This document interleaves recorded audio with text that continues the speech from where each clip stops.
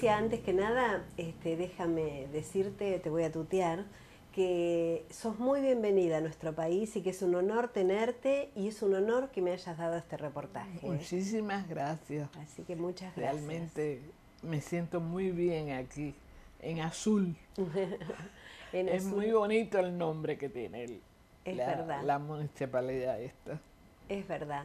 Nicia, sos una cubana que te tocó ser protagonista de una época de Cuba muy importante, porque atravesaste lo que fue de un régimen al otro, pero no solamente lo atravesaste como una ciudadana más, sino que fuiste protagonista de este cambio.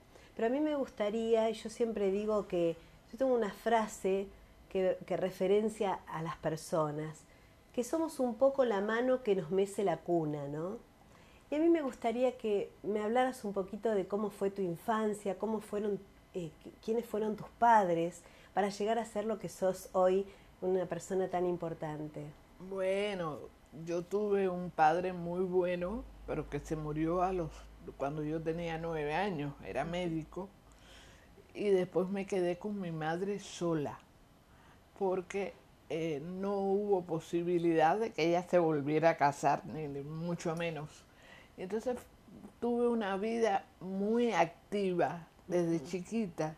Yo Claro. soy muy revoltosa. Y entonces yo hacía de todo. Yo di clases de piano, terminé el piano, pero no toco el piano. Di clases de ballet, di hasta cuarto año, no bailo.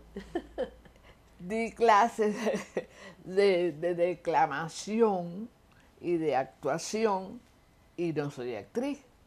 Así que yo de todo hago un poco y nunca termino. Pero bueno, yo sí terminé 3 carreras, estudié ciencias, en este caso de, de relaciones internacionales, de administración, el doctorado en ciencias sociales y lo principal para mí que fue el servicio social. Claro. Yo empecé con el servicio social y ahí tenía una gran vocación por esa carrera, porque mi mamá, cuando se murió mi papá, que ella era farmacéutica, ella estudió servicio social también. Y Claro. eso me unió mucho a esa razón de ser del servicio social. Y ahí empecé a trabajar, trabajé muy, muy tempranamente, a los 15 años, en la tienda, una tienda por departamentos que había en Cuba, que se llamaba El Encanto. Y ahí lo hice por discriminación racial. Ahí yo trabajé, fue antes del triunfo de la revolución, por Claro. supuesto. Y se llevó a cabo esa posibilidad de que yo trabajara, pero fue por Fidel Castro, por Alfredo Guevara y por Ricardo Alarcón.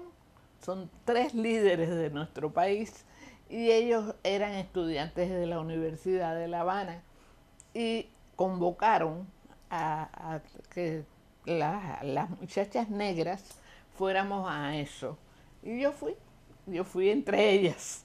Y ¿Cómo era vivir la discriminación en esa era época? terrible.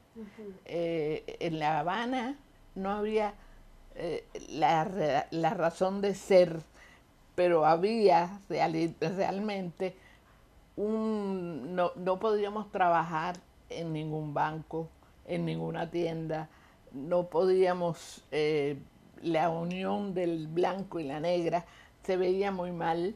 Y entonces, bueno, en las provincias era peor.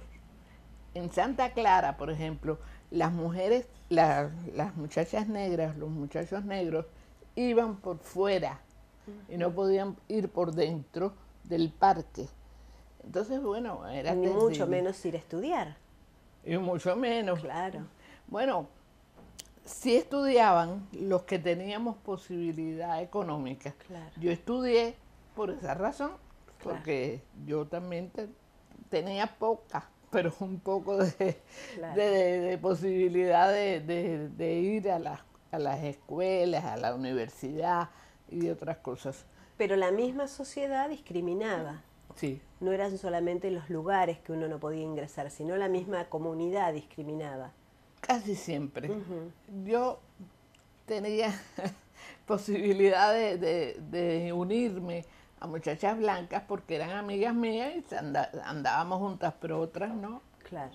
Con otras había mucha discriminación. Y bueno, así empecé. Y así conocí a Fidel Castro. Y ¿Cómo fue el momento que conociste a Fidel Castro? bueno, y anoche lo decía, tenía 13 años cuando lo conocí. Yo estudiaba bachillerato y él estaba terminando la carrera de Derecho en la universidad. Y yo fui a la universidad porque había una huelga. Y yo fui con otra muchacha más porque nos gustaba mucho estar en esas cosas. Y había muchísimos muchachos, compañeros nuestros del bachillerato también, ¿no? Y los muchachos universitarios.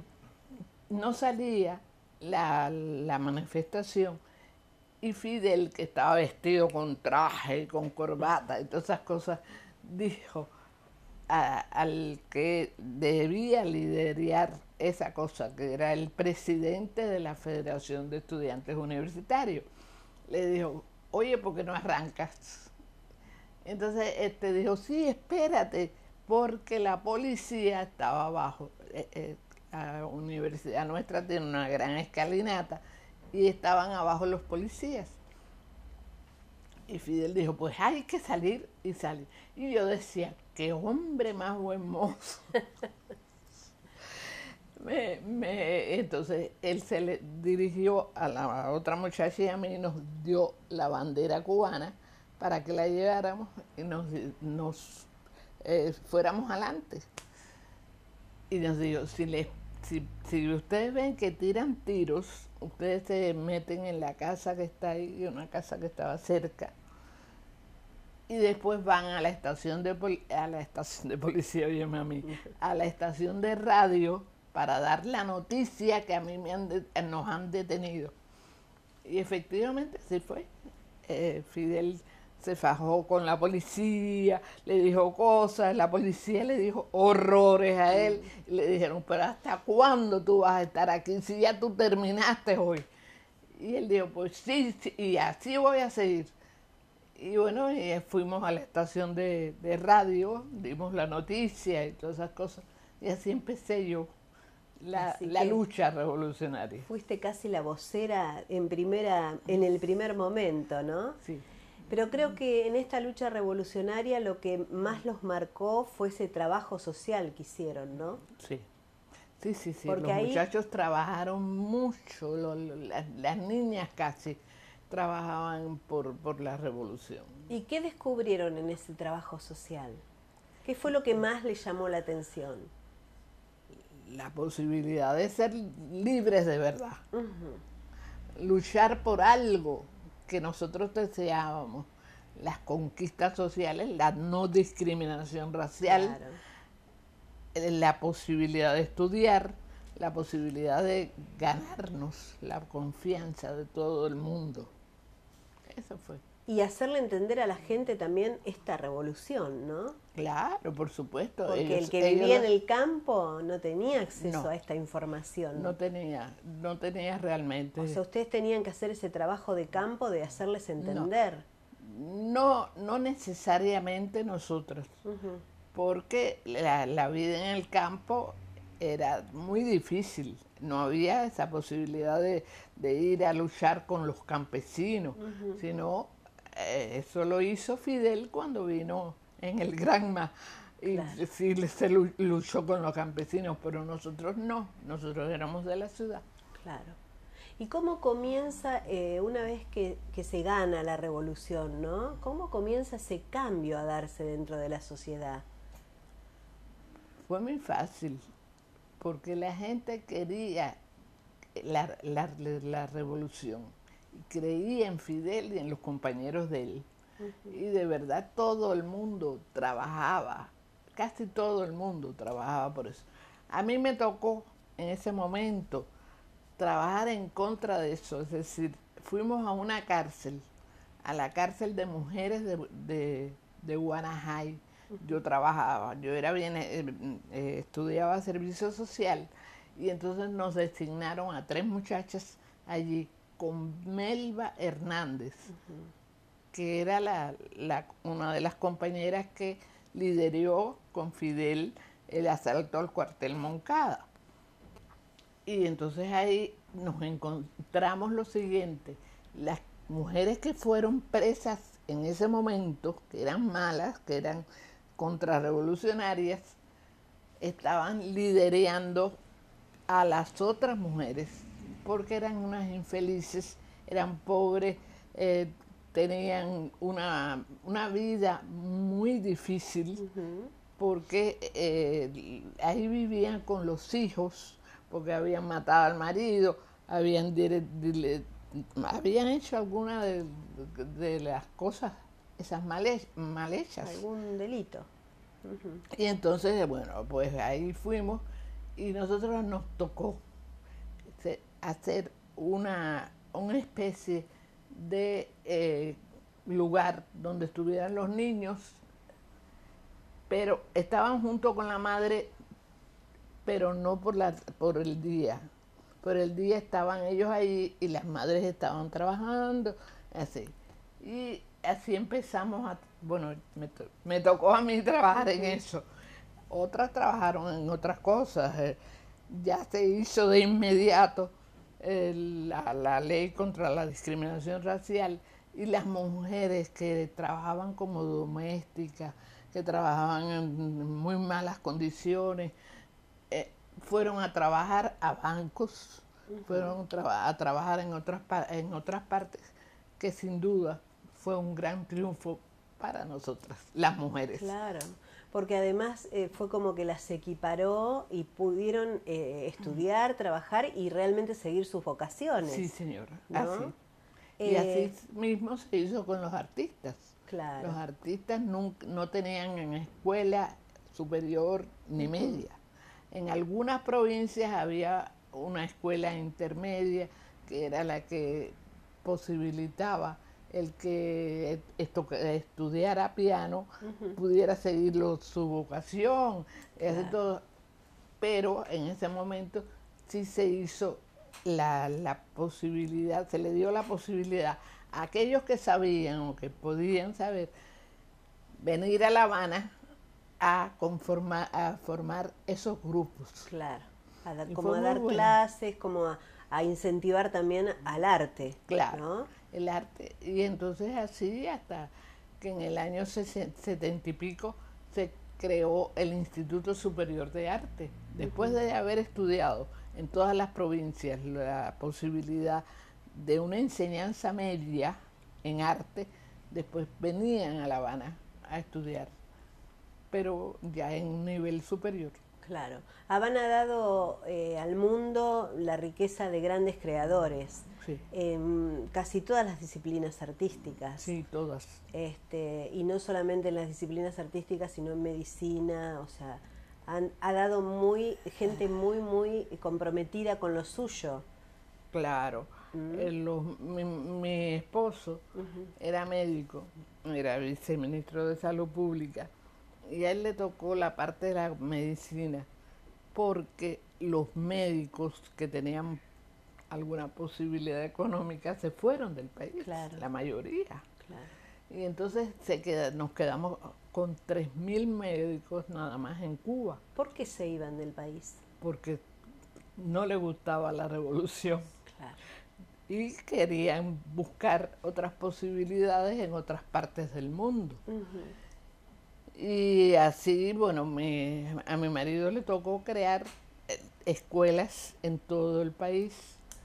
Y bueno, en la medicina se ha logrado un gran cambio. Un gran cambio al extremo que estamos dándonos la ayuda de los médicos en otras partes del mundo. Sí. ¿Cómo conociste a tu marido?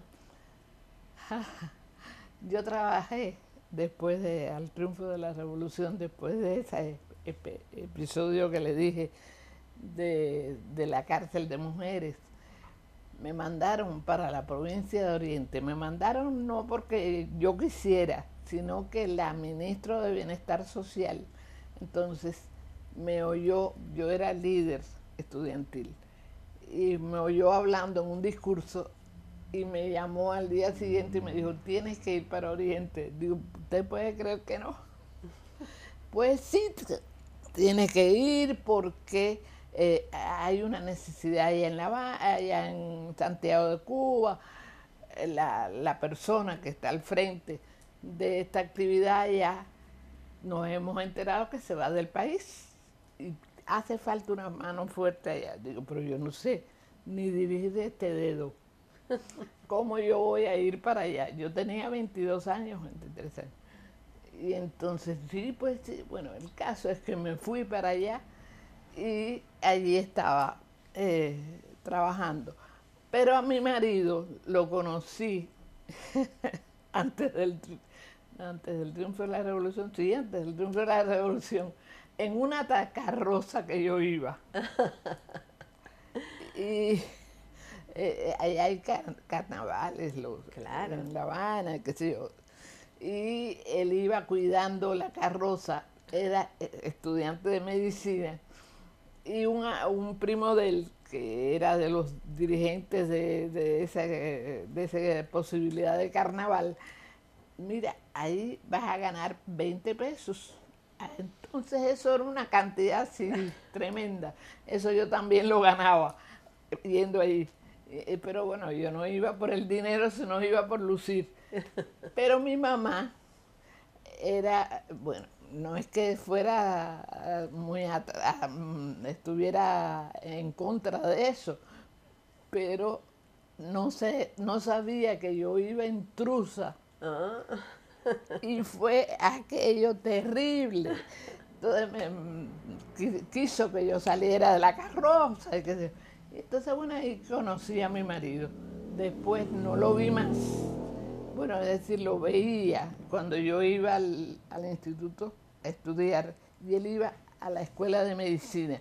Nos cruzábamos casualmente y nos mirábamos, pero no nos decíamos nada. Y entonces al triunfo de la revolución, a mí me designan en Oriente y a él lo nombran viceministro de Salud Pública y ahí nos encontramos de nuevo. Y ahí empezó nuestro romance. Nicia, hay gente que no acuerda con la revolución dentro de Cuba. Sí, por supuesto. ¿Ustedes cómo ven esa diferencia o en qué punto se basa esa diferencia grande que hay? Mira, la revolución nos ha dado mucho, pero otra gente nos ha quitado mucho. Por ejemplo, los Estados Unidos nos tiene bloqueados hace 52 años. Entonces eso no nos permite tener posibilidades que existen en otros países, digamos en América Latina misma. Claro. Y nosotros además damos gratuita la educación, damos gratuito la salud, damos 20 cosas que en otros lugares no se dan. Y eso hace que algunos quizás que crezca esa posibilidad, no vean eso bien, sino que les falta esto o les falta aquello o no tienen el jabón para lavar, por decir algo, para lavar o qué sé yo. O poder salir del país cuando quieran. No, ya salen cuando Bueno, quieran. ahora sí, pero digo en un principio, ¿no? Sí, al principio Claro. no. Eso fue un error que cometimos, pero al principio no se salía como quería. Claro. Nicia, ¿cómo era Fidel Castro? ¿Cómo? ¿Cómo era como persona? Divino. Es un hombre que tiene posibilidades de actuación, por decir algo, que tiene facilidad de palabra, que él tiene un carisma que no lo tienen Natural. otros hombres. Y quizás sea que yo lo veo así, pero Claro. es así. Claro. A veces cuando hablamos de que Cuba tiene estos bloqueos, por ejemplo, en momentos en que no tenía acceso a las redes sociales como Internet, o por ejemplo, que no podían salir del país si no era yéndose directamente, huyendo, ¿no? Uno se pone a mirar en nuestro país y si bien nosotros tenemos absoluta libertad de manejarnos por donde queremos, también la falta de algunas cosas nos hace no tener esa libertad, ¿no? Sí, Por ejemplo, el acceso a la salud, no todo el mundo lo tiene. Eso es también verdad. nos está coartando la libertad. El no tener dinero para viajar, yo si hoy quiero ir a Estados Unidos tampoco puedo ir. Tengo la libertad, pero no tengo la posibilidad. Es así. ¿No? Entonces, digo, por ahí lo que se le critica a Cuba, en otros países donde vivimos en forma democrática, la desigualdad económica que hay nos hace también estar en una situación parecida. ¿Qué concepto tenés de eso? Porque no conocen realmente la realidad de Cuba. Ujú. Porque si se le da posibilidad de estudiar, si se le da posibilidad de que tengan derecho a la salud, si tienen problemas con la medicina, se le da también. Para eso existen las escuelas, las personas que se dedican a eso en servicio social y demás. Si tienen posibilidad de tener todas las carreras que existen, más o menos, en el mundo, ¿por qué lo hacen? Porque no saben, porque no se dan cuenta de la realidad que tienen en Cuba. Pero bueno, así somos todos. Son las ideologías, Ustedes ¿no? así y nosotros así. Claro. ¿Y cómo ven ustedes desde afuera a Argentina? Aquí A Argentina, nuestro país, cómo lo ven, cómo lo visualizan? no, bien, muy bien. Nosotros partimos, partimos de una realidad. Nosotros queremos que todo el mundo esté bien, que todo el mundo se sienta bien en su país. Ujú. Y lo que hacemos es que si tenemos posibilidad de ayudar, ayudamos. Y si podemos conocerlo, lo conocemos. Pero nos sentimos muy bien. Van a Cuba, ustedes, Sí, los que tienen posibilidad económica, y algunos, la mayoría, hablan bien de Cuba. sí. Les gusta el lugar donde se bañan, o donde van a fiestar, o donde lo ven la realidad, que es un círculo infantil, que es un hogar de ancianos, en fin, ven todo lo que hay en Cuba. ¿El cubano disfruta de Cuba como lo disfruta el turista? Algunos sí, porque van también a los mismos lugares, van a Varadero o a cualquier lugar donde haya playa. Bueno, yo creo que la mayoría, quizás no todos, pero la mayoría sí. En estos últimos años, estos cambios que ha habido en Cuba, ¿la gente cómo los ha tomado? ¿Los ha recepcionado bien? ¿Se sienten mejor? Sí, yo creo que ha sido muy buena las condiciones estas que han dado de salir del país cuando quieran, Ujú. de ver otra gente Otras realidades. y comunicarse por distintas vías. Creo que eso hace que el cubano no esté tan a la expectativa de querer salir No, ilegalmente, ¿no es cierto? hay muchos cubanos que se quieren ir porque tienen el familiar fuera. Claro. También quieren estar allá y quieren ver otras cosas. Y bueno, por eso se van. Pero también conocemos alguna gente que se va, que se fue y que llora por regresar a Cuba. Claro. Y ahora lo puede hacer. Y ahora lo puede hacer, pero llora porque tiene problemas económicos. Está resuelta su situación económica ya, pero tiene esa cosa de conocer, de querer estar en Cuba. Y entonces eso trae también lo mismo a uno que al otro algunos problemas. Claro. Por eso el hecho de ahora poder regresar creo que le quita esa presión que tenía el cubano de que se iba y no podía volver, Sí, ¿no? sí. Este, em, Cuba es un país hoy, ¿cómo está posicionado en el mundo?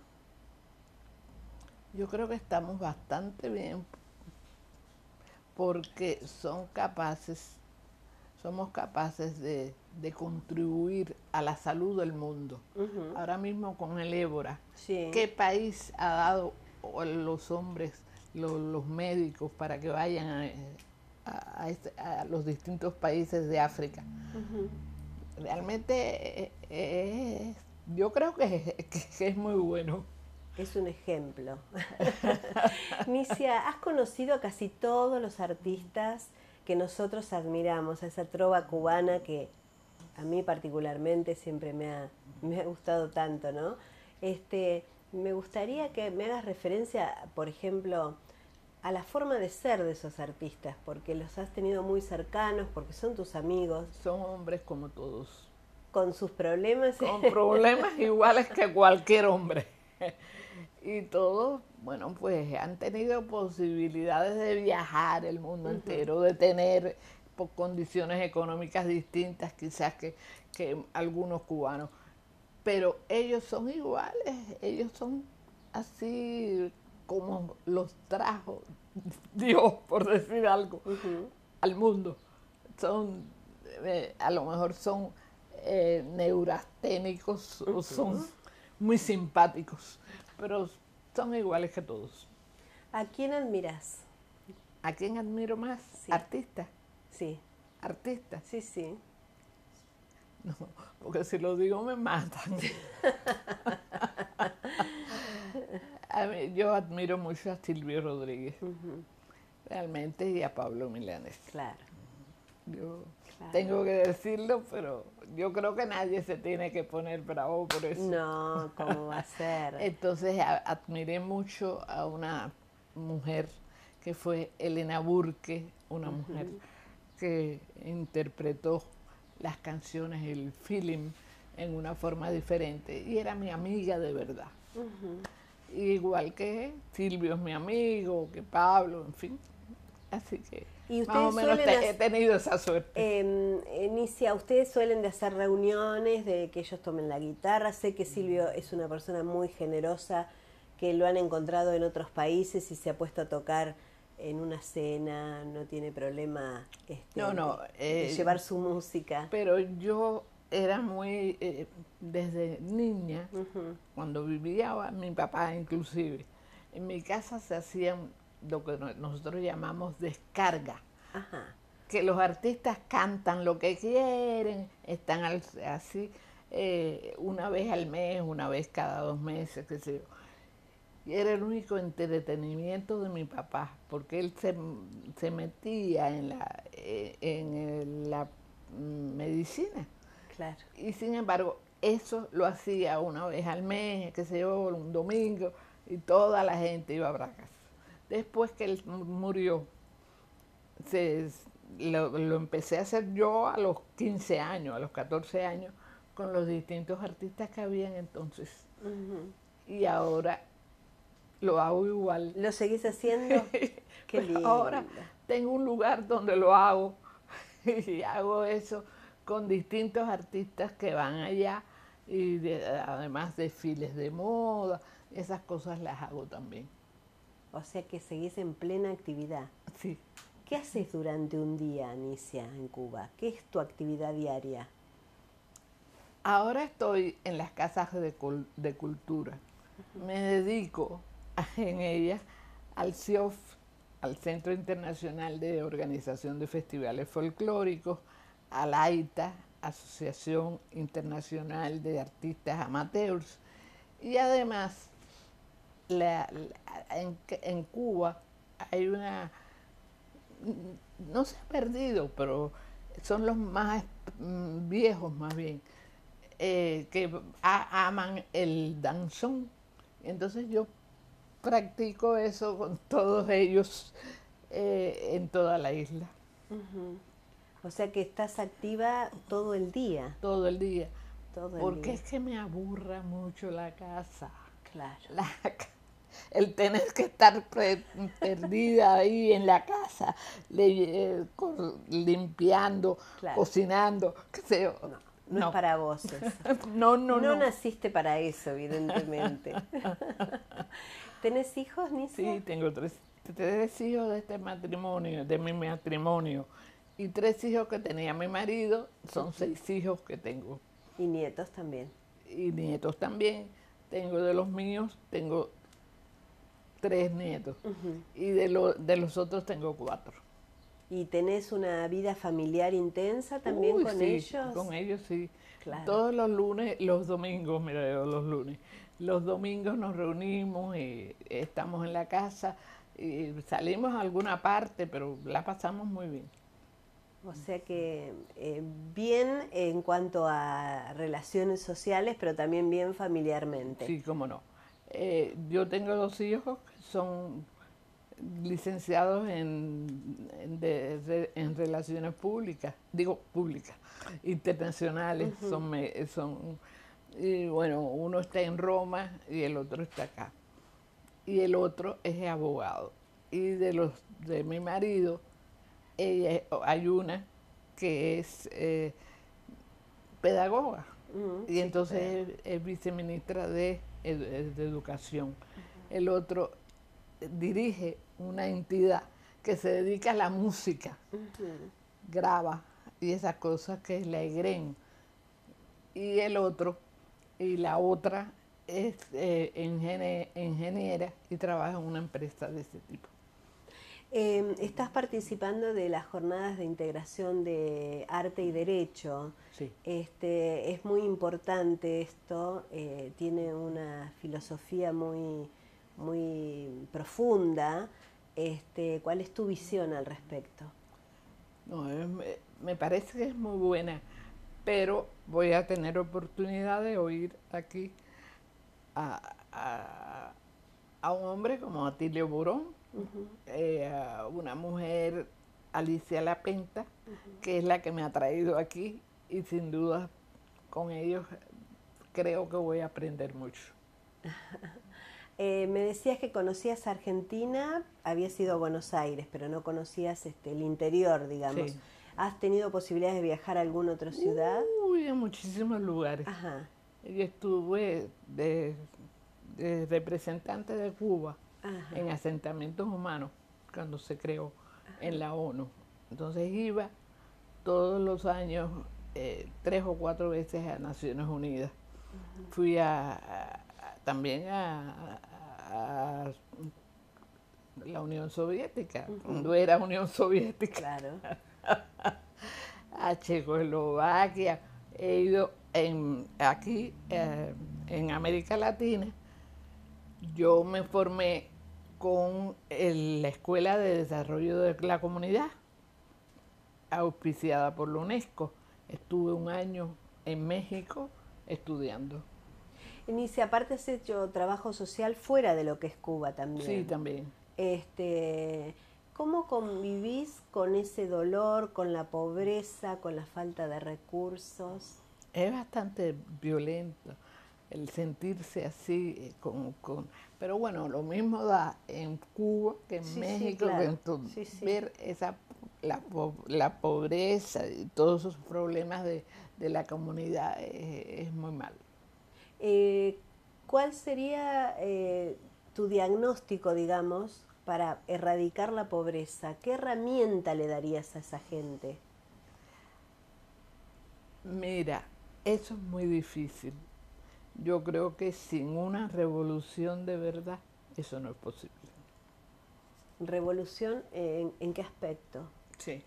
¿En qué aspecto lo mencionas la revolución? Dando la posibilidad que esa gente tenga que comer, pero que tenga la salud, que tenga la educación, que tenga posibilidades como nosotros tenemos en Cuba. Si no tienen esas herramientas que son la educación y la salud, es imposible erradicar la pobreza, ¿no es cierto? Son los dos pilares fundamentales. Son fundamentales. ¿Y cómo ves la educación hoy en el mundo? Yo creo que se ha avanzado mucho. En línea general se ha logrado grandes progresos, pero todavía falta. ¿Y la educación está creciendo en cuanto a calidad o vamos decreciendo? Yo no sé qué decirte. Yo no soy experta en ese sentido y no puedo hablar así del mundo. Sé que en Cuba se está haciendo mucho por la educación, por lograr que los cubanos se mejoren su forma de ser, porque no solo es educar, sino realmente que la gente sí sepa qué cosa es. Claro. Y en cuanto a la seguridad, ¿cómo está el país de ustedes? ¿En cuanto a qué? A la inseguridad, al delito. No, en eso es bastante bien y no tenemos problemas graves ni nada de esto, de esto que se ve en muchos países del mundo, como el narcotráfico. Eso ya no hay en Cuba en esas condiciones. No tienen problema de droga ustedes. No. Los jóvenes son sanos, son, digamos, Sí. Tanto el que tiene como el que no tiene, tiene una vida sana. Puede haber un caso. Claro. O puede haber 3 casos, pero no es un problema. No es un flagelo. No es un problema. ¿Qué desearías para tu país hoy? Que sean felices, que seamos felices, que se logre, que se nos quite el bloqueo y que se logre la libertad de esos 5, que ya son 3, que están condenados injustamente allá, en los Estados Unidos. Bueno, Nicia, ha sido un placer conocerte, charlar con vos este ratito y conocer tu manera de pensar, de vivir. Y creo que sos una representante de la Revolución Cubana, sin duda, has participado, has sido parte de ella. Y creo que hoy lo podés contar así, con esa paz que tenés, pero has sido una pieza importante dentro de lo que es la revolución. Y creo también destacar esto de que la mujer fue importante en la Revolución Cubana. Es muy importante, que se me olvidó decirlo antes. La lucha por la discriminación de la mujer también fue grande. Claro, y lo lograron. O y sea la que logramos. Siempre que se quiere, se puede. Sí, seguro que sí. Muchísimas gracias. Gracias a usted.